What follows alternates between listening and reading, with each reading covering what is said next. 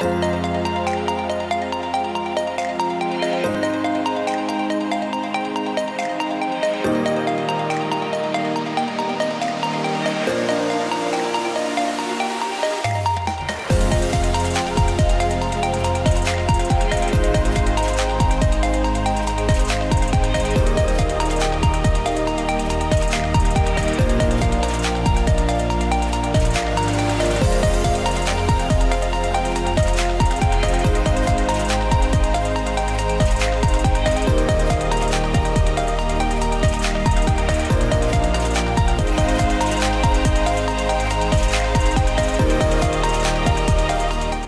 ciment écologique, performant et qui répond aux normes internationales.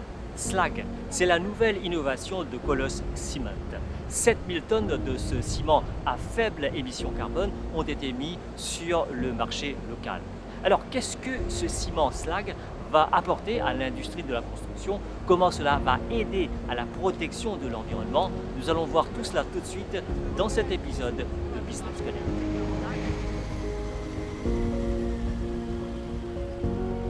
Vishen Gopala, CEO de Colosse Cement, l'entreprise existe depuis 25 ans déjà.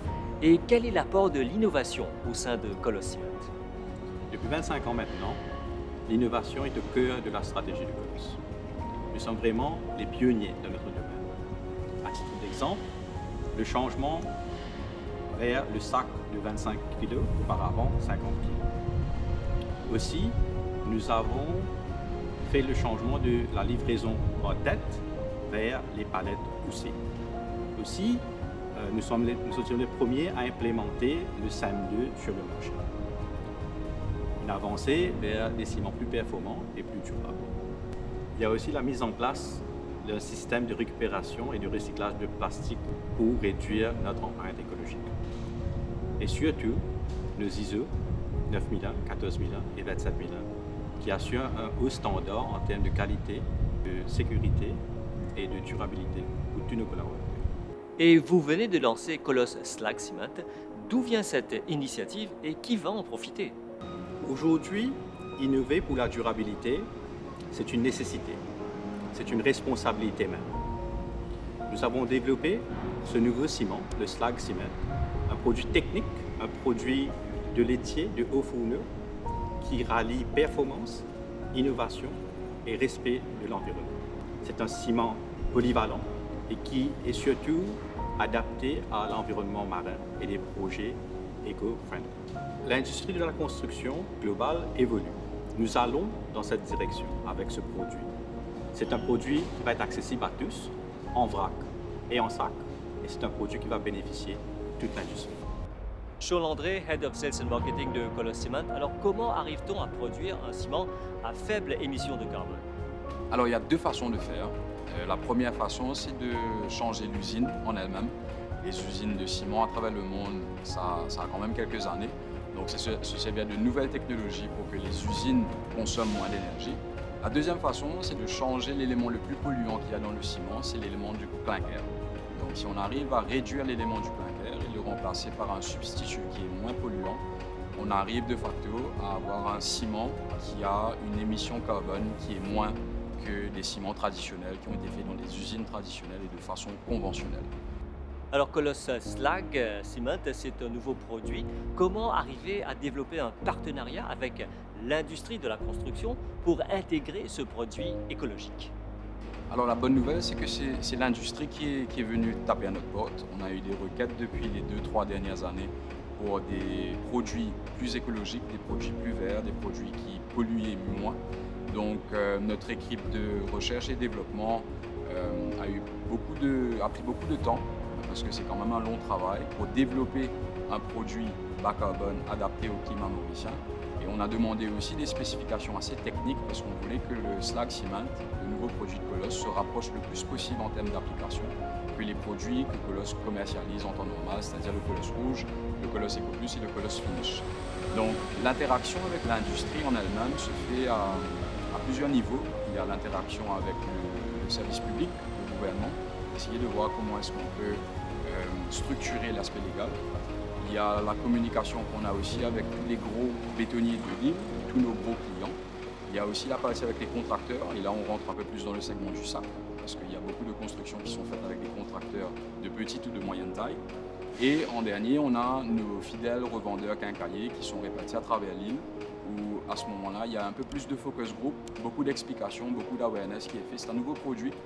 Il n'y a pas beaucoup de personnes peut-être qui connaissent les bienfaits de ce produit. Donc en interne, dans notre petite équipe de Colosse, on prend notre bâton de pèlerin et on essaie de rencontrer le maximum de personnes en faisant des focus group, en faisant des one-to-one, pour expliquer les bienfaits du produit, qu'est-ce que ce produit-là peut ramener de bien en termes écologiques, en termes financiers et en termes de durabilité pour notre pays, pour les années à venir.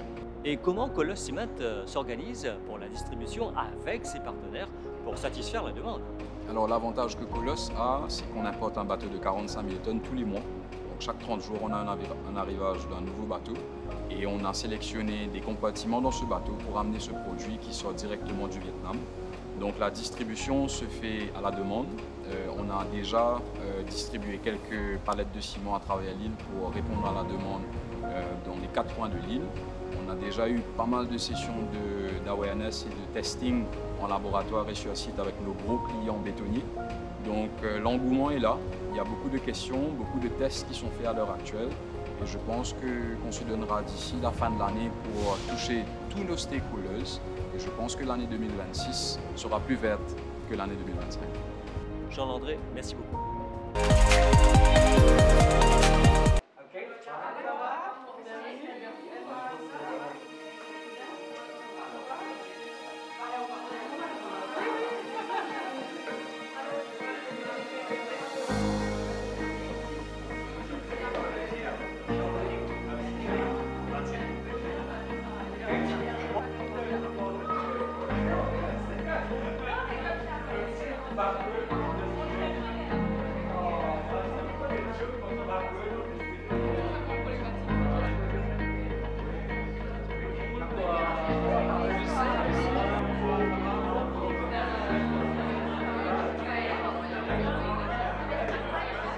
Les entrepreneurs, ce sont des personnes qui ont des idées pour créer des produits et des services pour la population. Mais devenir entrepreneur, c'est bien plus que ça. Ça demande aussi des capacités, des compétences pour gérer les entreprises, des finances, au marketing, aux ressources humaines. Alors c'est justement où là, il faut de la formation. Et c'est là qu'entre en jeu la turbine. Après avoir accompagné les entrepreneurs, les startups normalement, la turbine propose maintenant Elevate. Alors nous parlons à Diane Maigreau. Donc Diane Maigreau, après avoir accompagné les startups, aujourd'hui Turbine propose le service Turbine Elevate. Qu'est-ce que c'est que ce nouveau service et comment faire pour en profiter? Alors effectivement, la turbine, jusqu'à maintenant, on a fait de la pré-incubation, de l'incubation et de l'accélération. Et nos services sont dirigés vers les startups, les entrepreneurs qui commencent. Mais au fur et à mesure qu'on a avancé, qu'on a construit des programmes, on a accompagné plus de 150 entrepreneurs en 10 ans. Ce qui veut dire qu'on a construit une solide expérience et aujourd'hui, on veut proposer cette expérience et ces compétences à plus d'entrepreneurs.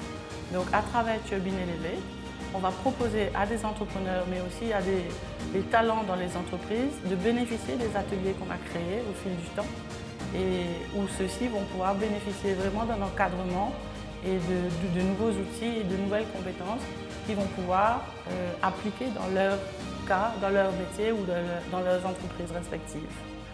Comment accéder à ce service? En fait, c'est très facile. Aujourd'hui, sur la plateforme Turbine, on a un website où vous pouvez accéder à toutes les formations qui sont proposées par Turbine Elevate. Et donc, pour faciliter le processus, vous n'avez qu'à juste appliquer directement sur notre website. Diane Maigreau, après l'accompagnement des startups, la Turbine propose maintenant la formation avec Turbine Elevate. Alors pourquoi ce nouveau service et comment pouvoir en profiter?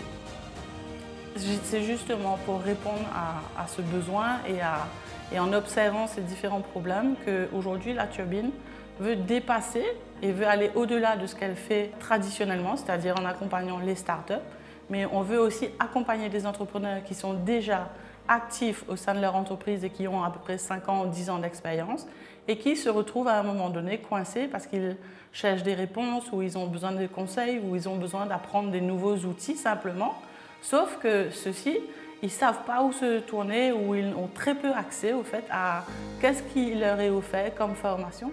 Et c'est dans ce cadre-là que la Turbine propose des formations pour justement pouvoir accompagner les entrepreneurs à mieux développer leur entreprise, à innover, à identifier des opportunités ou à trouver simplement les réponses aux questions qu'ils se posent.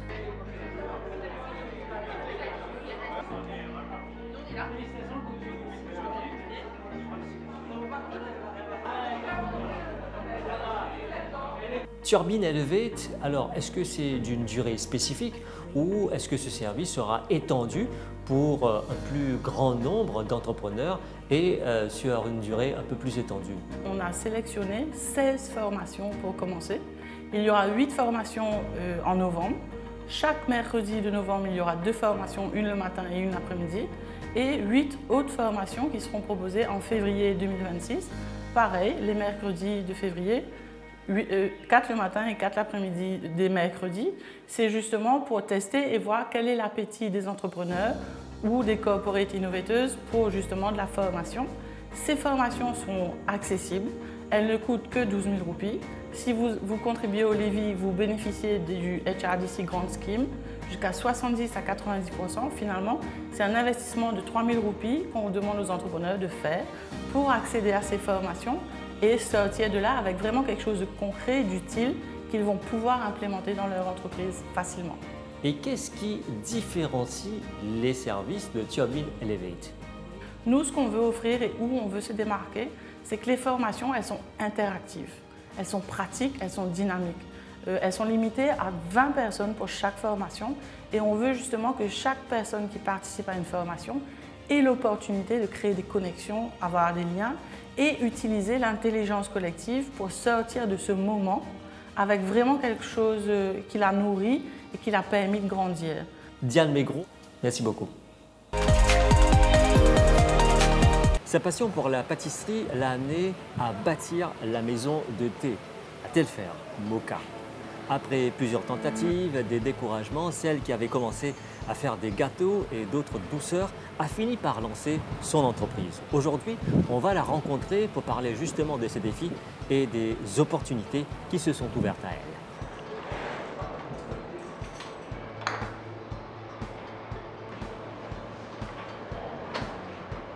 Jalina Sidien, directrice et maison de thé, donc femme entrepreneur. Mais dis-nous comment on commençait dans la pâtisserie pour arriver jusqu'à aujourd'hui avec maison de thé. J'ai commencé en l'année 2018. J'ai commencé à travailler à la pâtisserie. Donc, je peux faire à la maison, home base.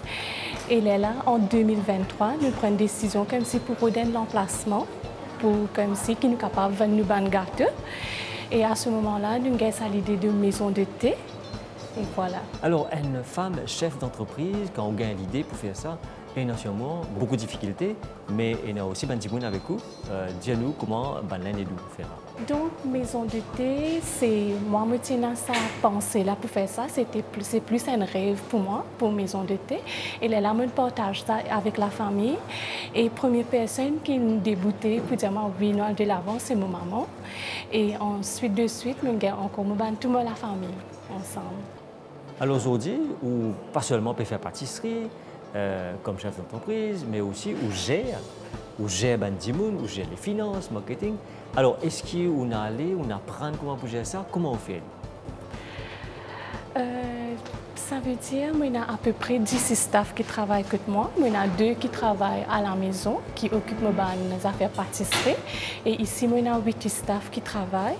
Mais il y a une bonne équipe qui est capable de gérer. Alors, c'est le nom, maison de thé, mais vous pensez pas 10 thé ici. Qui vous fait? Donc, nous faisons 10 thé. Nous avons un breakfast qui est de 8h30 à 11h30. Nous avons un lunch qui commence à 11h30. Ça veut dire que ça allait non-stop jusqu'à 4h. Et aussi, nous avons un dîner aussi qui est jusqu'à 9h du soir. Oui. Alors aujourd'hui, ou pas seulement faire gâteau, ou un businesswoman, ou gérer l'entreprise là. Mais là-dedans, on peut faire gâteau, faire dîner, faire manger, ou bien faire du finance, faire marketing. Voilà. Tout ça là, comment vous faire? Donc, moi, j'ai un monsieur qui aide un petit peu côté marketing et tout de côté finance, tout ça, c'est moi qui occupe presque tout. Et si on a le formé, on a l'apprendre un petit peu, comment pour gérer? Oui, c'est mon apprendre pour moi-même. Oui. Alors, comment dire pour vous-même là, comment ça? C'est-à-dire moi-même, je fais mes bonnes recherches, je guette comment dire, je gère mes bonnes affaires. Ou dans une région ici, dans Telfair, nous connaissons, il y a beaucoup de bureaux ici qui travaillent. Donc, quel type de clientèle vous gagnez? Bon, ici, nous avons plus de office, plus de bureaux, nous avons MCB, qui là, nous avons plusieurs bureaux ENL, etc. Et aussi, nous avons un client qui est habitué avec moi. Je peux prendre gâteau avec moi, mais là, je connais mes nouvelles ici, je devine. Quand le business grandit, il y a beaucoup plus de défis, de difficultés.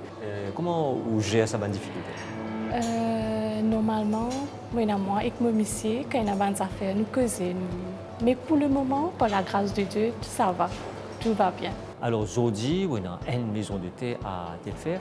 Est-ce qu'il y a encore un projet pour faire les autres affaires? Oui, peut-être après. Après, parce que nous avons beaucoup de clients qui demandent nous, mais que c'est une maison de thé encore. Mais peut-être après, nous pouvons faire plusieurs places encore. Après Telfair, un autre endroit? Oui, un autre endroit. Peut-être dans le nord, après, oui. Une pécose manger, bien conscient maintenant, la qualité, la santé, l'hygiène, tout ça là. Et si vous prenez ça en considération? Oui, nous focusons sur nos affaires, c'est de qualité. Le matin, nous avons un staff qui est rentré, premières affaires, c'est nettoyer, se concentrer sur le nettoyage. Ça a été 30 minutes de finir en temps en avance, je fais le nettoyage, oui. Alors, Shamina Sidia, donc, où aujourd'hui femme entrepreneur, si mal madame parfois, je connais l'idée, je veux dire, non, on n'est pas pour moi, mais qui bonne étape? Est-ce qu'il y a une difficulté parfois où tu es arrivé, où tu dis, pas pour faire, pas pour faire? Ça veut dire que moi, je suis intéressée pour faire ça maison de thé, mais par contre, des fois, je suis un découragement. Je me dis, non, tu peux faire ça, tu peux bankrupt. Ça n'est pas pour marcher. Mais c'est moi, je tiens à la volonté, je tiens envie de faire et même faire. Voilà, c'est pas la grâce bon Dieu. Alors, oui. comment vous dire, je ne dis pas seulement business, ou en famille, mais comment vous alliez la vie familiale et aussi business? C'est une génie. Ça veut dire faire comme si moi, je peux faire matin ici, moi, je suis venu soir. Ça veut dire que là, je reste ensemble avec la famille, oui, avec mes petites filles. Merci beaucoup. Business Connect, c'est terminé pour cette édition. J'espère que vous avez apprécié cette émission, que vous pouvez retrouver sur notre plateforme multimédia. Au plaisir de vous retrouver une prochaine fois. Au revoir.